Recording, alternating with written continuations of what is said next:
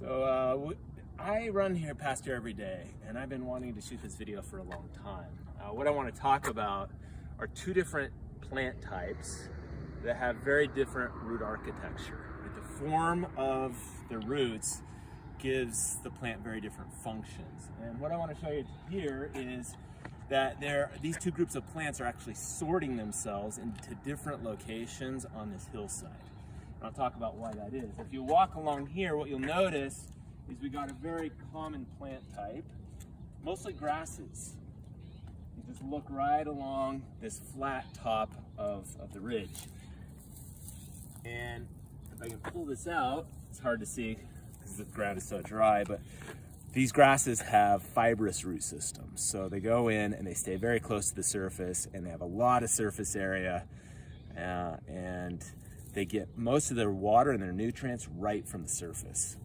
And under conditions in which there's lots of water and nutrients, they become very competitive. You can think of the grass in your lawn. It just grows everywhere, and it makes it harder for other plants to come in and establish when the lawn is really healthy. When it gets watered frequently and it gets fertilized, those fibrous roots just proliferate and are very competitive and keep other things out. So if you notice, lots of grasses along the top here. And we're just gonna walk a few steps, and the slope is just gonna change. This is an area where they came and did some work along the road here. They brought in a ton of backfill soil, and it created this steep slope. And if you walk along here, you'll notice the grasses disappear. And it's not because there aren't grass seeds, it's because the grasses couldn't establish on the slope. So this is a west-facing slope, which means it gets baked in the afternoon, which means there's a lot less soil moisture in this slope compared to that flat area on top. These plants right here that are establishing on the west-facing slope, you see the thistles, you see the sunflowers. These are what we call forbs, and they have tap roots.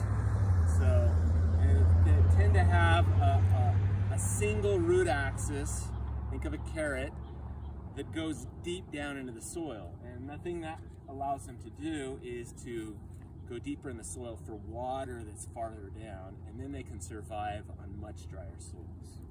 I'm going to put one of these up and see if we can have a look at the root. Maybe a sunflower is not so big. Okay. A lot of it got torn off, but you can see that this has more of a tap root with lateral roots coming off, but it's not fibrous. It has more coarse roots, and it sends those roots deeper to get water that's farther down in the soil, as opposed to these fibrous root systems.